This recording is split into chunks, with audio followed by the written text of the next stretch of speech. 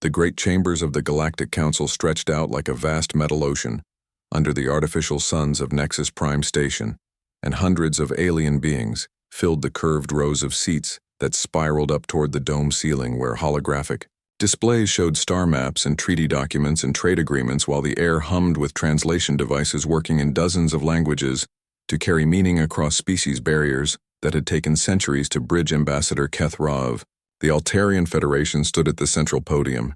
and his pale blue skin seemed to glow under the chamber lights, as his 4 eyes swept across the assembled delegates with the weight of terrible knowledge, and his voice carried the authority of a species that had survived longer than most civilizations could remember when he began to speak about the humans of Earth. The Altarians had spent 3 full cycles observing the third planet of the system, the humans called Sol, and what they had seen there filled them with both wonder and deep concern, because this young species showed signs of potential that could reshape the galaxy or destroy it, and Kethra had come to warn the Council about the mistake of underestimating these strange bipedal creatures who called themselves Human Supreme Commander Vex Thul of the Zephyrian Empire, shifted in his ceremonial armor, and the metal plates clinked softly as he listened to the Altarians' words with growing impatience, because the Zephyrians had conquered over 1,000 worlds in their march across the galaxy, and they had never met a species they could not break or bend to their will through superior technology and overwhelming force. Kethra spoke of incidents his people had witnessed on human worlds where mining crews had turned their industrial equipment into weapons when faced with raiders, and how entire colonies had unified within hours when natural disasters struck, and how their primitive nuclear technology had somehow managed to repel a scouting force from the Korthak raiders through tactics that defied all military logic. The human governments appeared chaotic and fragmented to outside observers, with dozens of different nations and political systems and corporate entities all seeming to work against each other in endless competition. But the Altarians had noticed something that other species missed, which was how quickly all that chaos could transform into focused unity when the humans perceived an external threat to their survival. Commander Vex Thul had heard enough of what he considered foolish warnings about creatures that had barely learned to travel between the planets of their own system, and he rose from his seat with his armor catching the light and casting long shadows across the nearby delegates as he prepared to address the Council with the confidence of someone who had never known defeat. The Zephyrian commander spoke in a voice that carried across the chamber without need for amplification, and he dismissed the Altarian concerns as the products of an overly cautious species that had grown soft from too many years of peace and prosperity, and he pointed out that human technology was centuries behind Zephyrian capabilities, and their military forces were scattered across multiple worlds, with no unified command structure. Vex Thul displayed holographic images of human ships and weapons that looked crude and primitive compared to Zephyrian technology, and he showed star charts marking the valuable mineral deposits and energy sources in the human sector that would greatly benefit the Zephyrian Empire, and he announced his intention to claim those resources for his people, regardless of any supposed human resistance. The other species in the council chamber listened with varying degrees of interest and concern, but most agreed with the Zephyrian assessment that humans posed no significant threat to an advanced galactic civilization, and several delegates even expressed support for the proposed expansion into human space, since it would open new trade routes and resource supplies for all council members. Ambassador Kethra tried once more to explain what his people had learned about human nature, and how these beings possessed a capacity for both creation and destruction that far exceeded what their technology might suggest, and he spoke of their willingness to sacrifice themselves for others, and their ability to find solutions that no other species would even consider. The Altarian described how human scientists had solved engineering problems by approaching them from completely unexpected angles, and how human soldiers had won battles against superior forces by using tactics that ignored conventional military wisdom, and how human civilians had survived disasters that would have destroyed other species through sheer determination and mutual cooperation. But Commander Vex Thul only laughed at these stories, and he asked the council to consider the facts rather than romantic tales about primitive aliens, and he pointed out that the Zephyrian Empire had defeated civilizations with technology far more advanced than anything the humans possessed, and that their victory would be swift and complete. The debate continued for several hours, with various delegates offering opinions and asking questions about trade implications and territorial boundaries. But the outcome was never really in doubt because the Zephyrian Empire was the most powerful military force in the galaxy, and no one wanted to oppose them over a species that most council members had never even heard of until today. As the session moved toward its conclusion, Commander Vex Thule formally announced his empire's intention to expand into the human sector within the next standard cycle, and he assured the council that the operation would be completed quickly and efficiently, with minimal disruption to galactic trade or politics. Ambassador Kethra made one final attempt to change the course of events, and he stood again at the podium with his four eyes focused directly on the Zephyrian commander, and his voice carried a weight of sorrow for what was about to unfold when he spoke. His last warning to the assembled delegates. The Altarian ambassador told the council that they were about to witness the consequences of mistaking apparent chaos for weakness and of assuming that technological superiority guaranteed victory, and he warned that the Zephyrian Empire was about to learn why his people had chosen to approach humanity with respect rather than conquest. Commander Vex Thule dismissed these final words with a gesture of contempt, and he promised the council that, within one cycle, they would see the Zephyrian flag flying over human worlds, and that the resources of Earth's sector would be flowing into galactic markets under proper Zephyrian management. The council session ended with the formal recording of Zephyrian intentions and the establishment of a timeline for the expansion into human space, and most delegates left the chamber discussing trade opportunities and resource allocations, while Ambassador Kethra remained at the podium staring at the star charts that showed the doomed path of the Zephyrian fleet toward Earth's system. In the empty chamber, with only the soft hum of life support systems and the distant glow of the artificial suns, the Altarian ambassador whispered a prayer for both species, because he knew that when the Zephyrian Empire met humanity, the galaxy would never be the same, and the consequences of this day's arrogance would echo across the stars for generations to come. General Patricia Kane stood in the command center of Luna Base, watching the streams of data flowing across dozens of monitors, while her staff worked frantically to process the intelligence that had arrived through intercepted alien communications. And the news was worse than anyone had expected, because an entire empire was planning to invade Earth's sector with overwhelming force. The intercepted messages painted a clear picture of Zephyrian intentions and their complete dismissal of human capabilities, and General Kane had spent 30 years in military service, but she had never faced anything like this, because the enemy possessed technology that was centuries ahead of human development, and they commanded resources that dwarfed anything humanity could muster. Within hours of receiving the threat assessment, something remarkable began to happen across human space, as word spread through official channels and unofficial networks and civilian communication systems, and the response defied every prediction that political scientists and military strategists had made about how humanity would react to an existential crisis. The governments of Earth set aside decades of political rivalry and economic competition to coordinate their response, and the corporations that normally fought each other for market share began sharing resources and technology, and the military forces that had been scattered across different commands suddenly found themselves operating under unified leadership for the first time in human history. Dr. Marcus Webb arrived at Luna Base within 6 hours of the initial alert, and his reputation as a brilliant but unpredictable physicist had earned him both admirers and critics throughout the scientific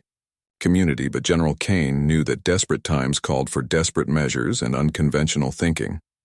The physicist spread his preliminary calculations across the main display screen and explained his theory that humanity's greatest advantage was not their technology or their numbers, but their complete unpredictability compared to other galactic civilizations that had grown comfortable with established patterns of warfare and conquest. Webb proposed that instead of trying to match Zephyrian technology, they should weaponize human creativity and adaptability by turning every available resource into a potential weapon, and by coordinating responses that would be impossible for a centralized enemy command structure to predict or counter effectively. Captain Lisa Rodriguez received new orders while her cargo hauler was docked at Ceres Station, and within hours she was coordinating with dozens of civilian ship captains to begin the most ambitious retrofitting project in human history. As mining vessels and cargo haulers and passenger ships were transformed into improvised warships with weapons that no military manual had ever described. The civilian fleet that emerged from this effort looked chaotic and disorganized to any observer, familiar with traditional military formations. But Rodriguez and her fellow captains understood that their strength lay in their diversity and their ability to adapt to changing circumstances without waiting for orders from distant commanders. Engineer Jake Thompson was working in the asteroid mining stations when he received Dr. Webb's technical specifications, and he immediately understood the potential for adapting human fusion technology in ways that had never been attempted before because the aliens would expect conventional weapons and conventional tactics. Thompson began modifying mining charges and industrial fusion reactors to create weapons that could disrupt alien targeting systems and create area denial fields that would force enemy ships into disadvantageous positions,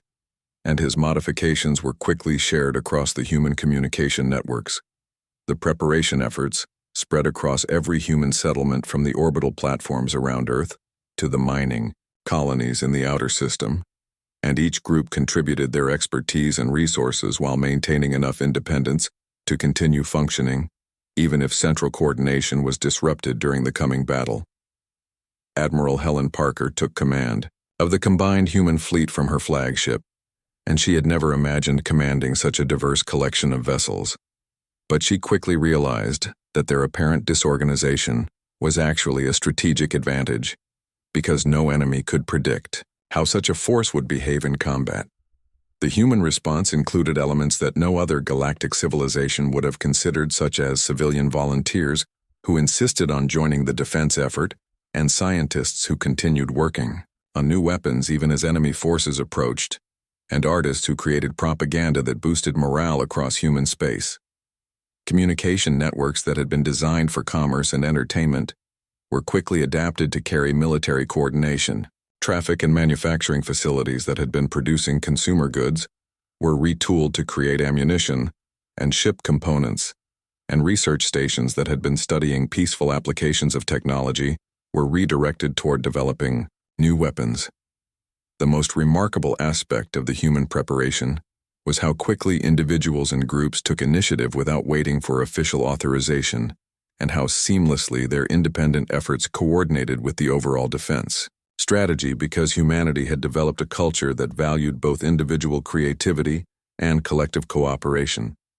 Engineer Kate Morrison established a hidden base on Europa, where she coordinated the construction of automated defense platforms that could be deployed throughout the outer planets, and her team worked around the clock to create weapons that would activate only when human ships were threatened. The defense platforms used technology that humanity had acquired through peaceful contact with other alien species,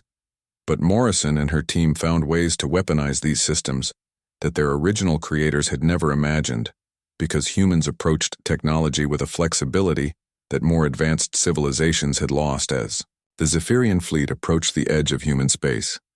the defenders were ready with strategies that defied every conventional military doctrine and weapons that had been created from industrial equipment and improvised from civilian technology, and tactics that emerged from the unique human ability to find opportunity in chaos. General Kane received final reports from across human space, and she realized that her species had accomplished something that no military academy had ever taught, and no strategic manual had ever described, because they had transformed their entire civilization into a weapon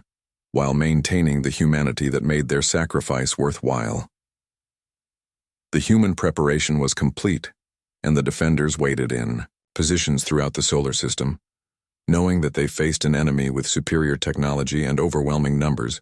but confident that their unity and creativity and willingness to sacrifice would prove more powerful than any weapon the galaxy had ever seen.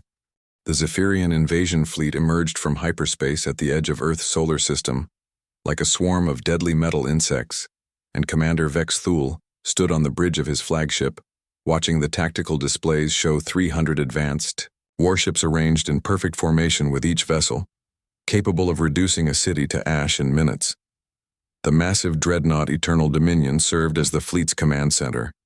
and its weapons arrays, could destroy entire fleets, while its shields could withstand the combined firepower of most planetary defense systems, and Vex Thul had used this ship to break the resistance of dozens of civilizations across the galaxy.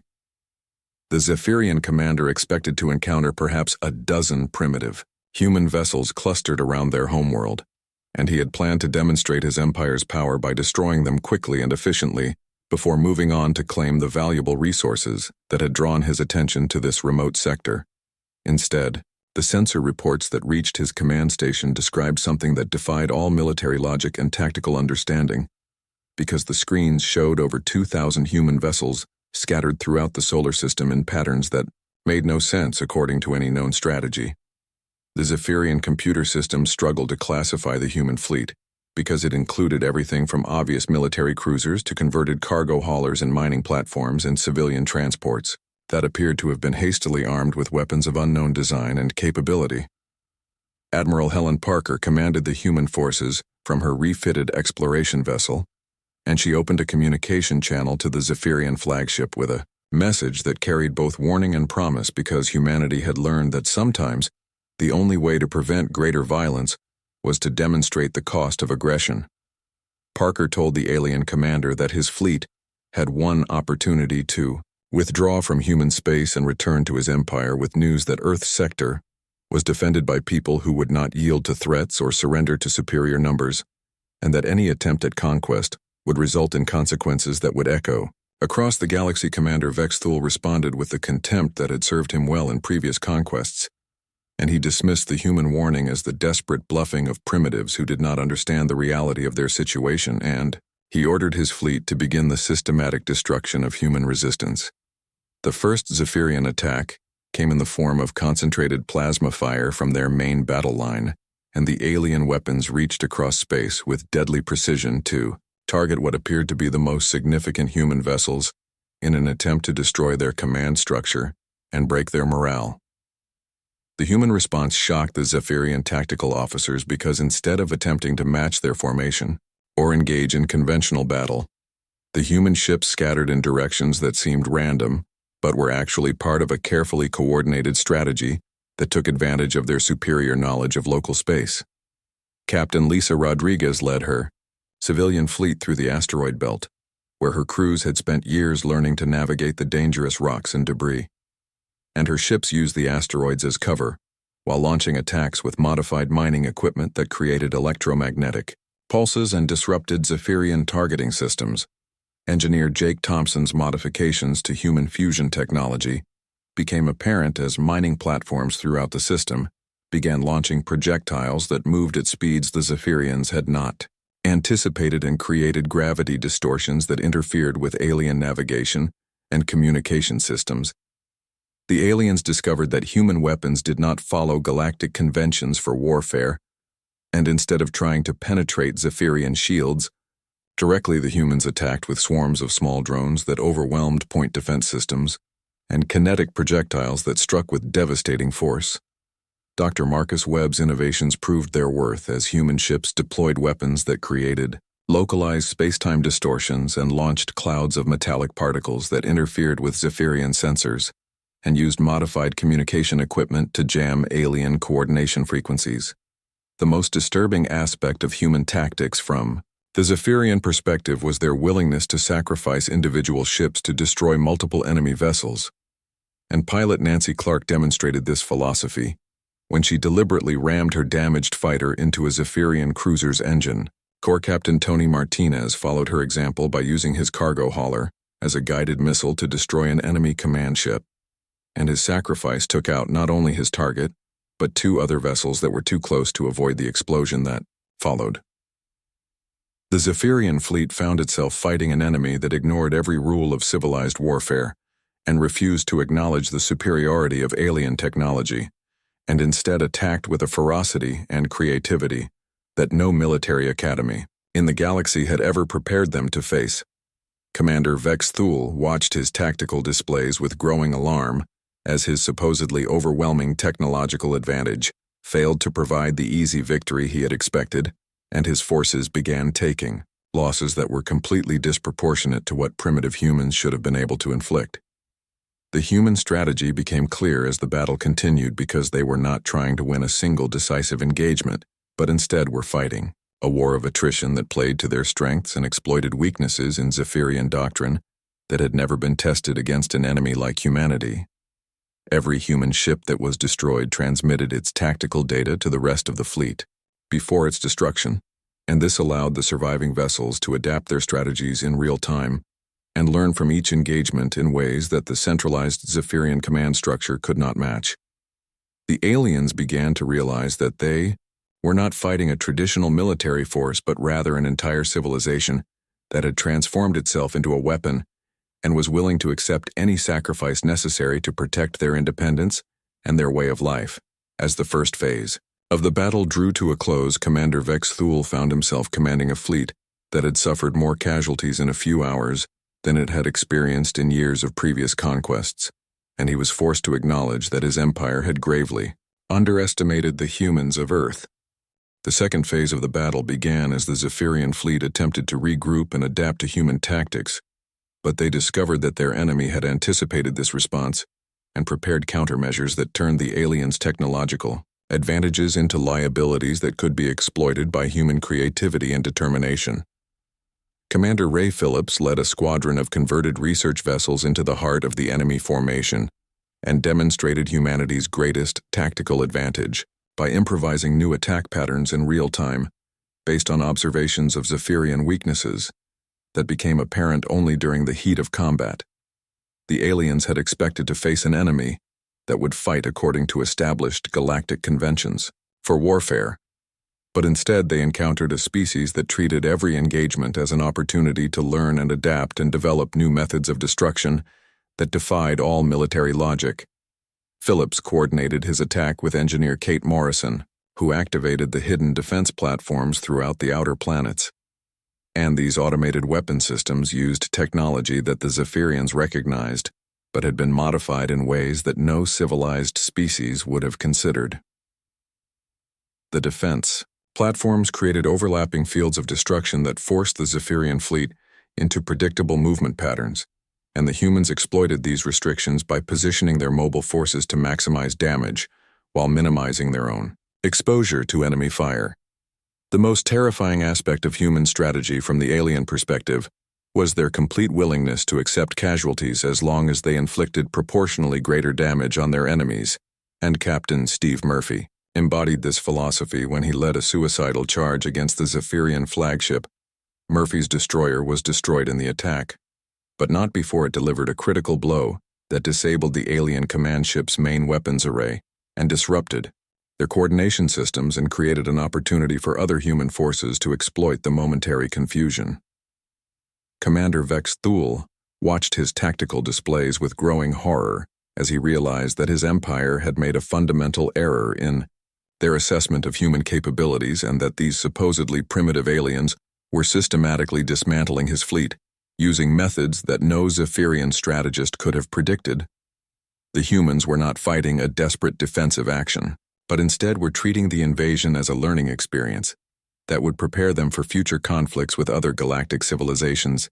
and this realization filled the Zephyrian commander with a dread that he had never experienced in decades of conquest. Intercepted human communications revealed that their pilots and commanders were actually enjoying the challenge of fighting a technologically superior enemy and were competing with each other to develop the most effective methods of destroying Zephyrian ships. Pilot Amanda Foster demonstrated this attitude when she transmitted detailed instructions to her fellow humans, describing exactly how she planned to destroy the next wave of alien attackers, and her casual confidence in the face of overwhelming odds demoralized the Zephyrian forces more effectively than any weapon. Captain Danny Chen coordinated with civilian shipping crews to create a trap that used converted cargo containers as improvised mines, and when the Zephyrian fleet attempted to advance through what appeared to be empty space, they discovered too late that the humans had weaponized even their commercial infrastructure. The psychological impact on the alien forces became evident as their formation discipline began to break down under the stress of fighting an enemy that refused to follow any recognized patterns of behavior and seemed to find new ways to kill them with every passing hour. Dr. Marcus Webb's most devastating innovation was revealed when human ships began deploying quantum communication jammers that prevented the Zephyrian fleet from sending any information back to their empire and ensured that their civilization would receive no warning about humanity's true capabilities. Jammers created a communication blackout that isolated the invasion fleet from all outside support and meant that whatever happened in Earth's solar system would remain unknown to the rest of the Zephyrian Empire until it was too late for them to prepare adequate defenses. Engineer Jake Thompson coordinated the deployment of modified fusion charges that created cascading explosions throughout the enemy formation, and these weapons used the Zephyrians' own energy signatures against them by turning their advanced power systems into liability rather than an advantage. The alien fleet found itself trapped in a nightmare scenario where every technological advantage they possessed had been turned against them by an enemy that approached warfare with a flexibility and creativity that their rigid military doctrine could not. Counter-Captain Laura Adams commanded the fast attack craft that had been positioned in the outer system specifically to prevent any Zephyrian ship from escaping, and her forces demonstrated that the humans had anticipated every possible outcome of the battle, including the enemy's eventual attempt to retreat. The human strategy revealed its true scope as the battle progressed, because they were not simply defending their territory, but were instead conducting a systematic extermination of the Zephyrian invasion force that would serve as a warning to any other civilization that might consider threatening. Earth Commander Vex Thule realized, with growing despair, that his empire's arrogance had led them into a trap from which there would be no escape, and that the humans had used the Zephyrians' own confidence against them by allowing them to believe that victory would be easy and swift. As the tide of battle turned decisively against the aliens, it became clear that humanity had achieved something unprecedented in galactic history by transforming a defensive action into an offensive campaign that would eliminate an entire invasion fleet, while gaining valuable intelligence about alien technology and tactics. The surviving Zephyrian ships found themselves facing an impossible choice between certain destruction if they continued fighting and equally certain death if they attempted to flee, because the humans had prepared for every contingency and had no intention of allowing any alien vessel to escape their solar system. The final phase of the battle began when Commander Vex Thule made his last desperate attempt to salvage something from the disaster that his arrogance had created, and he ordered his remaining ships to target Earth's civilian populations in the hope that threatening innocent humans would force their military to negotiate a surrender. This decision proved to be the Zephyrian Empire's final and most catastrophic mistake, because the threat to human civilians triggered what military historians would later call the terror response, and every human ship in the solar system immediately abandoned all other objectives to hunt down the aliens who had dared to threaten their families. Captain Walter Green received the news that enemy forces were moving toward Earth, and his response demonstrated humanity's most terrifying characteristic, which was their absolute willingness to sacrifice everything to protect their own people, regardless of the cost in blood or resources. The human fleet converged on the remaining Zephyrian ships with a fury that defied all rational military calculations, and the aliens discovered that they had awakened something primal and unstoppable that would not rest until every threat to Earth had been eliminated. From the Galaxy pilot, Sandra Adams led her squadron in a coordinated attack that used their own ships as guided missiles,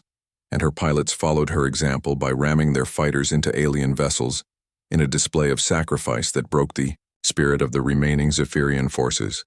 The systematic destruction of the invasion fleet accelerated as human forces abandoned all concern for their own survival and focused entirely on ensuring that no alien ship would escape to threaten their civilization, and the space around Earth became a graveyard of Zephyrian ambitions. Engineer Kate Morrison activated the final defensive protocols from her hidden base on Europa, and her automated systems began deploying weapons that had been held in reserve for exactly this moment when human patience had been exhausted and their mercy had been forfeited.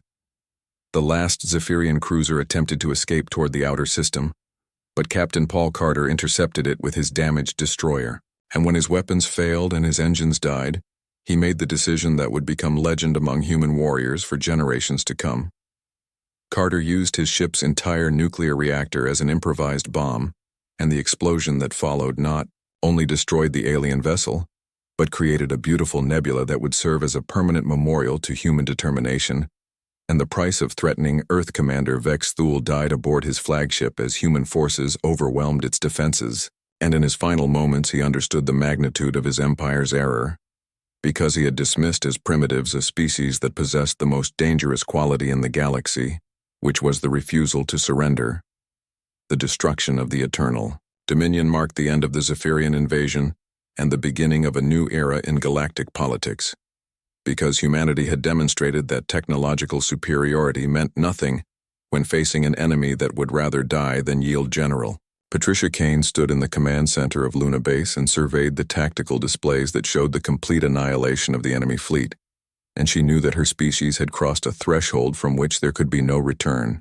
because they had proven themselves capable of total war. The aftermath of the battle revealed the true scope of human preparation and planning,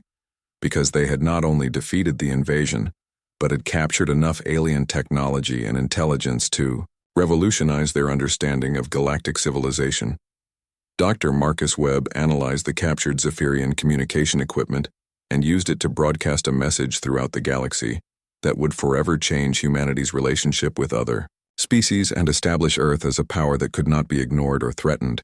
General Kane's message to the galactic community was simple and direct, and carried a weight that would resonate across civilizations for centuries, because she spoke not with the voice of primitives seeking acceptance, but with the authority of conquerors who had proven their strength.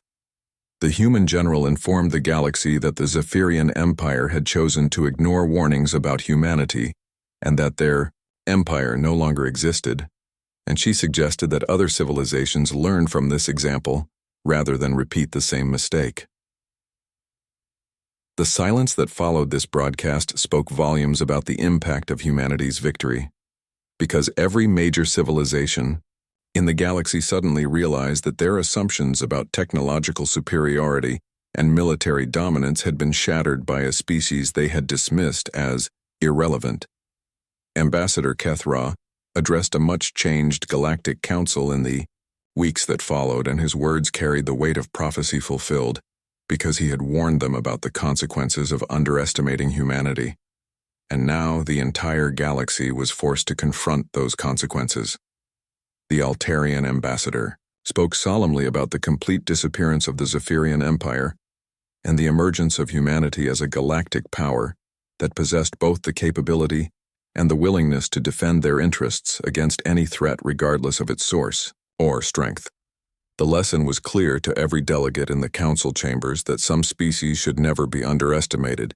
and that the galaxy had gained a new member whose approach to diplomacy was backed by a demonstrated capacity for total warfare. Human expansion began within months of the battle as colonies spread throughout the former Zephyrian territories,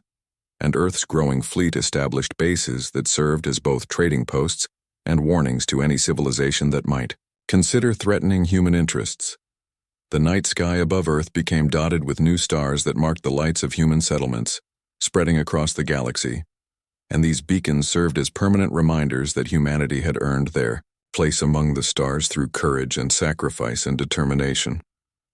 The final legacy of the Zephyrian invasion was not their conquest of human space, but rather humanity's conquest of their own limitations and their emergence as a species that would never again allow themselves to be dismissed or threatened by those who mistook their apparent chaos for weakness.